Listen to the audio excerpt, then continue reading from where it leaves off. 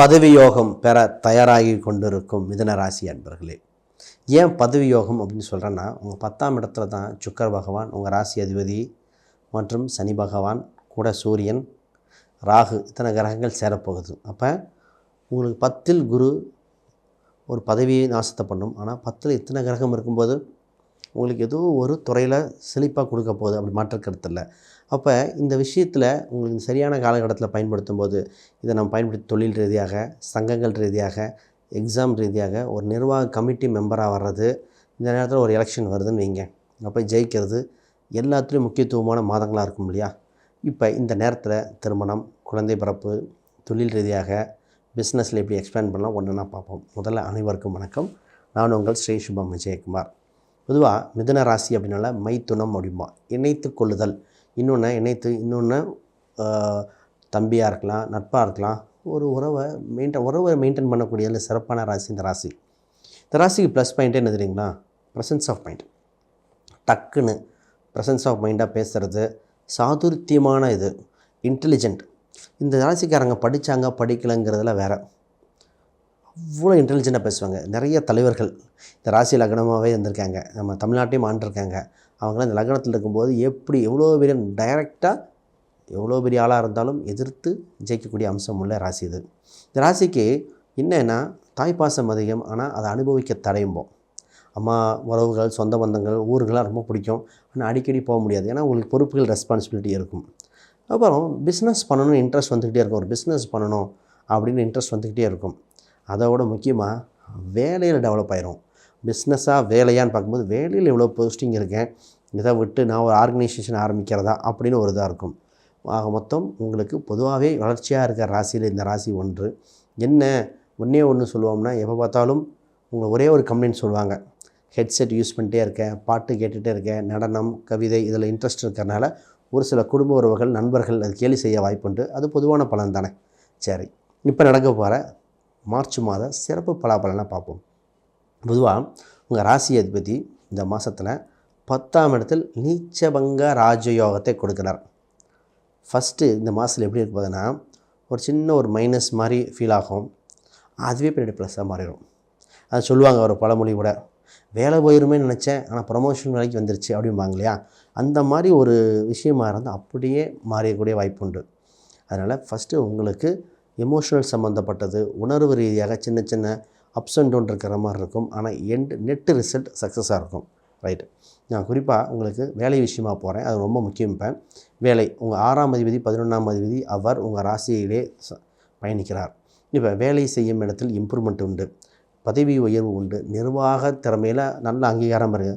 Work பண்ணுற இடத்துல நிறைய சின்ன சின்ன சச்சரவுகள் இருந்தது, மனஸ்தாபம் இருந்தது, என்னையே டாமினேட் பண்ணுறாங்க, எப்போ பார்த்தாலும் என்னையே டார்கெட் பண்ணுறாங்க, என்னோடய வளர்ச்சியை தடை பண்ண ட்ரை பண்ணுறாங்க அப்படின்னு தோணிகிட்டே இருந்தது.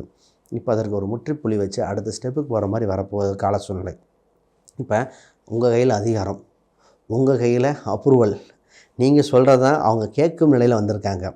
மேலதிகாரிகளோ இல்லை அதற்கு மேலே இருக்க அதிகாரிகளோ, நீங்கள் செய்யும் சேவை, நீங்கள் செய்கிற ஒரு விஷயம் அவங்களுக்கு தேவைப்படுற மாதிரி இருக்குது, அங்கீகாரம் பெறும் நிலை வருகிற காலகட்டமாக இருக்குது. ரொம்ப எதிரிகள், தொந்தரவு இந்த மாதிரி இருந்தால் மட்டும் ஜாதக ரீதியாக பார்த்து என்ன விளக்கணும்னு பார்த்துக்கங்க. பொதுவாக இது ஜெயிக்கக்கூடிய கால சூழ்நிலையில் இருக்குது. இப்போ ஒர்க் லைஃப் பேலன்ஸ், அதுதான் பேலன்ஸ் பண்ணணும். சார் வேலையில் நிறைய வேலை வந்துகிட்டே இருக்குது, ஆனால் ஃபேமிலியை கவனிக்க முடியல, குடும்பத்தோட டைம் ஸ்பெண்ட் பண்ண முடியல. இப்போ குடும்பத்தோடு நிறைய டைம் பண்ணிகிட்ருப்பாங்க. அப்போ சொல்லுவாங்க, இவ்வளோ குழந்தைகள் இருக்குது, இதை நான் பார்த்துட்டு இருந்தால் வேலையில் எப்போங்க கவனிக்கிறது. அப்போ உங்களுக்கு என்னென்னா, குடும்ப உறவில் யாரோ ஒருத்தங்க வந்து உதவி செய்ய போகிறாங்க, அப்போ தான் ஒர்க் லைஃப் பேலன்ஸ் ஆக போதும். அப்போ சொந்த பந்தம் யாரோ ஒருத்தர் உதவி செய்யலாம், இல்லை வேலைக்காரர்கள் யாரோ எடுத்து இதை பணிச்சுமையை குறைக்கும் காலகட்டம். அதை கிளவராக பயன்படுத்திக்கங்க.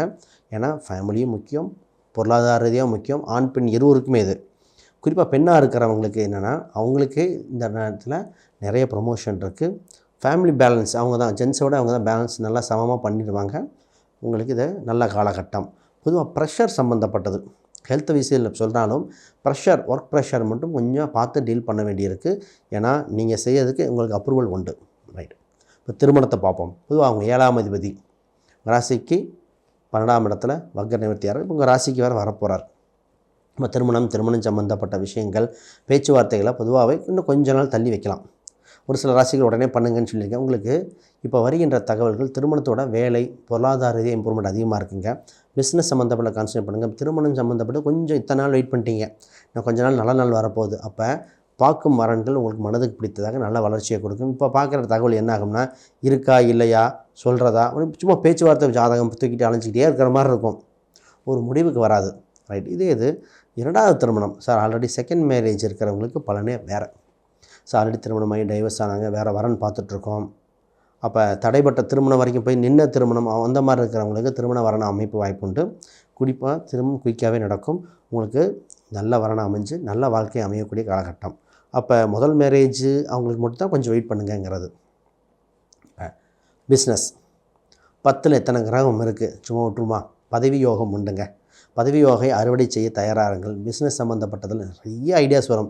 வீட்டிலே பிஸ்னஸ் சம்மந்தப்பட்டது பண்ண, ஆன்லைன் சம்மந்தப்பட்ட துறைகள், டெக்ஸ்டைல் சம்மந்தப்பட்ட துறைகள்லாம் நல்ல யோகமாக இருக்குது. இந்த நேரத்தில் மீடியா, கலைத்துறையினர் மூலம் ஆதாயம் உண்டு. ஒரு வளர்ச்சியான காலகட்டமாக இருக்குது.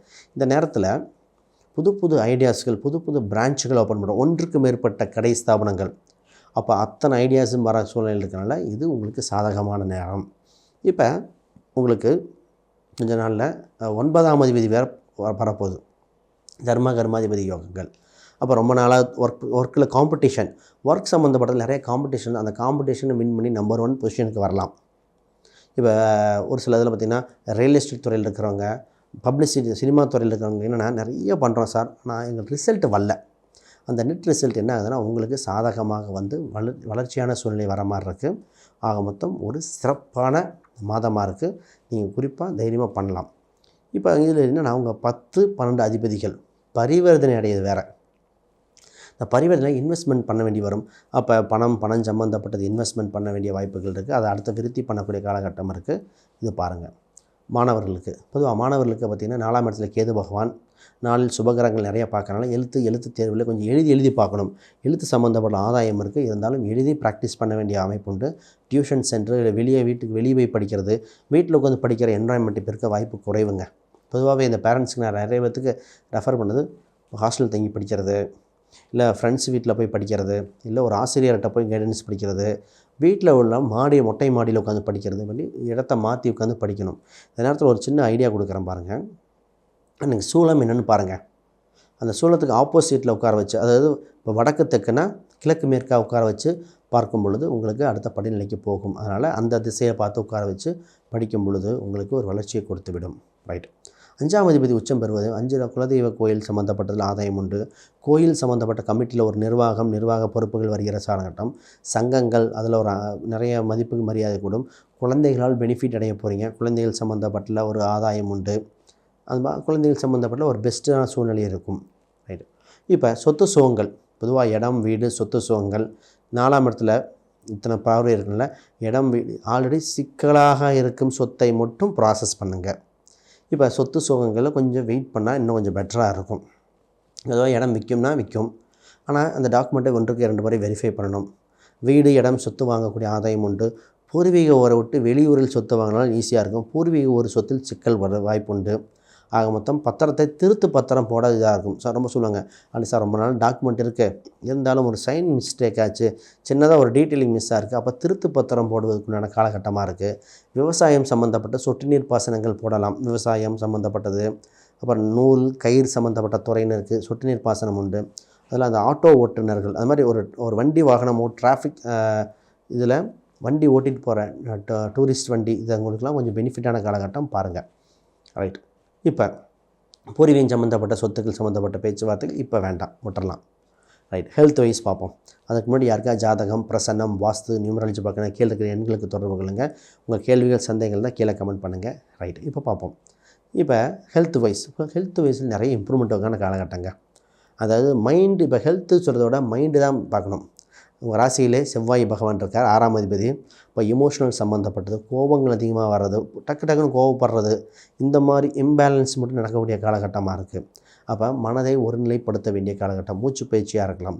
உணவு கட்டுப்பாடு தேவை. உணவுக்கு இதுக்கு என்ன, 6ஆம் அதிபதி உணவை மீன் பண்ணக்கூடிய அம்சம் உண்டு. இந்த நேரத்தில் இரவு நேர உணவாக இருக்கலாம், அஜீரண உணவுகள் சாப்பிடணும், அசிடிட்டி ஃபார்ம் ஆகுது, கேஸ்ட்ரிக் ஃபார்ம் ஆகுது, ஏன்னா மருந்து மாத்திரை சாப்பிட்டுட்டே இருக்கேன், இந்த நேரத்தில் வேணால் அசிடிட்டி ஃபார்ம் ஆகுது, அந்த மாதிரி எண்ணங்கள் வர வாய்ப்புண்டு. உணவு கட்டுப்பாடு ரொம்ப முக்கியம். ப்ரெஷர் இருக்கிறவங்க அடிக்கடி செக் பண்ணிக்க வேண்டிய காலகட்டம். பொதுவாகவே ப்ரெஷர் ஒரு சிலருக்கு தான் இருக்கும். அடிக்கடி பாருங்கள், 10ஆம் இடம் வந்து மூட்டு கணுக்களை குறிக்கும். இங்கே ராகு சனி இதெல்லாம் வருது இல்லையா? இப்போ மூட்டு சார்ந்த பிரச்சனை இருக்கிறவங்க வைத்தியம் பாருங்கள். ரைட்டு. இப்போ ஒரு சில கடவுள் வழிபாடு இதெல்லாம் பண்ணிட்டா இன்னும் சிறப்பாக இருக்கும். இந்த நேரத்தில் உங்களுக்கு அடிக்கடி கோயில் குளத்துக்கு போக வேண்டியது, நீங்கள் உங்களுக்கு வராகி அம்மன் வழிபாடு, வராகி கோயில்கள், அதுவும் தேய்பிறை அஷ்டமி அன்று வராகி அம்மனை வழிபட உங்களுக்கு பிரச்சனைகள் அத்தனையும் விலகும். இன்னும் கொஞ்சம் நாளில் நீங்கள் பைரவர் வழிபாடு, பொதுவாக பெட் அனிமல்ஸ் ரொம்ப பெரிய அனிமல்ஸு, பெட் அனிமல்ஸ் வச்ச பெரியர் இருக்கும். அப்போ காலபைரவர் தான் அந்த ஒரு நாயோட அம்சம் வச்சுருப்பார். இப்போ பைரவர் வழிபாடு ரொம்ப சிறப்பாக இருக்கும். நீங்கள் வழிபட வேண்டிய குறிப்பாக யூஸ் பண்ண வேண்டிய எண் பார்த்திங்கன்னா 5ஆம் நம்பர், 6, 8ஆம் நம்பர் இதெல்லாம் பயன்படுத்தி பாருங்கள். மிகுந்த வளர்ச்சியை கொடுக்கும். உங்கள் கேள்விகள் சந்தேகம் தான் கீழே கமெண்ட் பண்ணுங்கள். அனைவருக்கும் வணக்கம், வாழ்த்துக்கள்.